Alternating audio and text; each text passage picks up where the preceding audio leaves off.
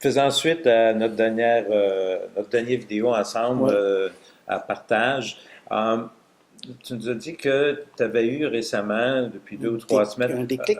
déclic important Oui, qui semble, bon, comme tu nous as dit, pas être facile nécessairement à vivre, mais qui, moi, je vois chez toi une sérénité que je voyais pas avant, honnêtement. merci.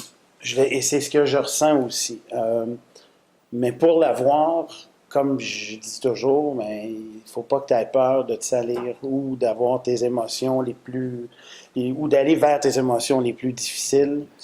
Alors, Parce que quand tu nous avais présenté, euh, on s'était tous un petit peu arrêtés à l'enlèvement et au traumatisme et le sentiment d'abandon qui vient quand on se fait enlever et qu'on n'a pas les personnes qu'on aime autour de nous, le rôle de ton père. Et là, je pense que et ma mère, il ne faut pas oublier, s'il vous plaît, voilà, et là, ma je pense mère. que tu es allé un petit peu plus loin et c'est de réaliser le rôle de nos parents, de ceux qui nous ont élevés, et en particulier la mère et le père. Bon, alors, écoutez, c'est un point, on a parlé, on va partir bien avant l'enlèvement qui est arrivé quand j'avais 9 ans. On va partir à zéro sur cette discussion-là. Et à zéro, ce qui veut dire dans le ventre de ma mère. Euh, Et je suis d'accord parce que, comme tu as probablement fini par identifier, on n'en a pas un souvenir, mais ce qu'on a pu ressentir peut nous marquer jusqu'à la fin de nos jours. je vais vous avouer, j'ai eu la discussion suite à une rencontre que j'ai eue avec vous sur ce sujet. Euh, le sentiment d'abandon, le sentiment de se sentir rejeté, seul. Et en cherchant la source, pourquoi j'ai ces sentiments-là en dedans de moi, ça a été tout le temps le questionnement depuis longtemps. Et je vais vous avouer, j'ai trouvé la réponse avec ma merveilleuse maman, euh, que j'ai eu une discussion suite à notre meeting ensemble à propos de ce qu'elle a vécu dans sa grossesse avec moi et où est-ce qu'elle était dans sa vie à elle, dans notre vie familiale aussi. Et les aveux qu'elle m'a fait ce jour-là euh, m'ont, m'ont énormément... mais ça m'a troublé pour elle, mais ça a répondu à des questionnements que j'ai eus intérieurement depuis longtemps.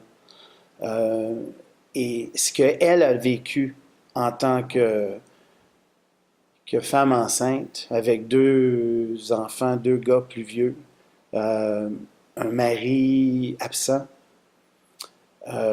présent, absent, plus absent que présent, euh, ça a été ultra dur pour elle. Euh, et je peux même pas m'imaginer, c'est clair, je ne pourrais jamais vivre ce qu'elle a vécu, mais je l'ai vécu intérieurement dans son ventre, ce sentiment-là, Doc. Est-ce que tu penses que à ce moment-là, quand elle s'est vue enceinte de toi, que c'était désiré, que c'était un bon moment pour elle? Ben non, je crois qu'à 33 ans, à l'époque, c'était pas nécessairement un très bon moment suite aussi à la situation de son couple. Euh, par contre, Qui allait pas très bien, si je comprends. c'est ça. Par contre, l'aveu, puis la merveilleuse maman qu'elle est, euh, qui, comme qu'elle me dit, j'aurais pas. Elle a eu le choix. Elle a eu le choix de se faire avorter à l'époque. Et non, Paulette a décidé qu'elle regardait. Mhm. Et c'est sûr que suite à ça, ça n'a pas été facile pour elle, loin de là. Et définitivement, on se pose des questions, comme je vous ai dit, en tant que maintenant adulte, à comprendre puis à être frustré pourquoi j'ai toujours ces sentiments-là d'abandon, de rejet que j'ai eus. Et Mais il y a eu un peu, c'était la situation dans laquelle qu'elle vivait. C'était pas de sa faute directement.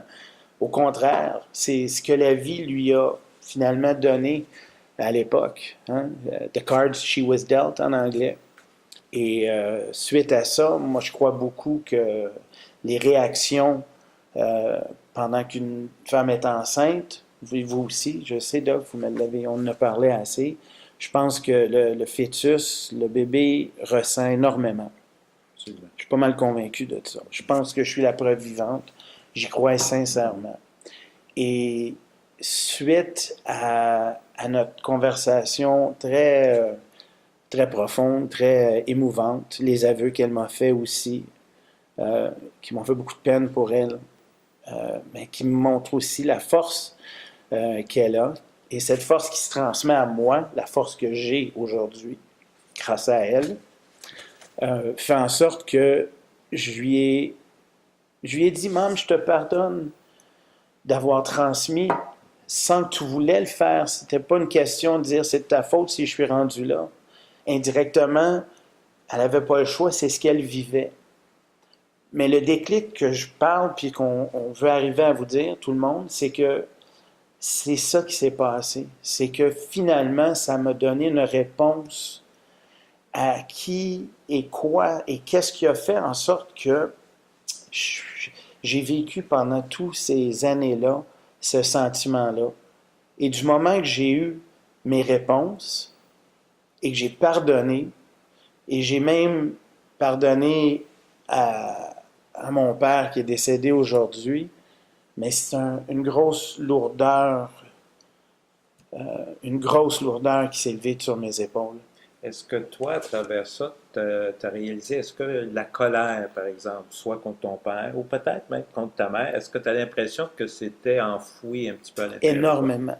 Il y avait beaucoup Énormément. de Jamais colère. je voudrais être en colère contre ma mère. Euh, Jamais, mais c'était même plus fort. D'ailleurs, hier, pas plus tard que hier, je la vois quasiment tous les jours, une discussion avec elle à propos qu'elle me trouvait beaucoup plus serein. Et elle dit, est-ce que tu as eu des fois, est-ce que tu te sens, non, pardon. Elle dit, tu dois te sentir mal des fois de m'avoir répondu plus sec, plus raide. Parce que oui, sans le vouloir, puis ça, on parle de voilà quelques temps, depuis peut-être même tout le temps, j'ai déjà été très dur avec elle, sans le vouloir, juste, sans même le savoir, mais je l'étais. Et oui, bon oui, c'est sûr que la dernière personne sur la planète à qui je veux blesser, c'est ma chère mère que j'adore. Sauf, c'était plus fort. Je ne peux pas contrôler. On a parlé de ces émotions-là. D'ailleurs, ça a rapport avec nos ABCD. Et les émotions, ben, ça ne se discute pas, ça se vit. Et on continue peut-être dans un deuxième temps. Est-ce que tu as lu le chapitre 6 dans un de mes derniers livres, là, Motivation Message, sur pourquoi on bloque le rôle de l'enfance au fait, puis comment ça peut... J'en ai lu un peu, mais j'aimerais bien qu'on en reparle. On va en parler en faisant, si tu veux bien, un petit peu l'historique, comment moi je vois ça, et je pense que ce qui me touche ce matin, c'est que tu dis, je lui ai pardonné, et la question que je te pose, est-ce que toi, tu te pardonnes? On en reparle.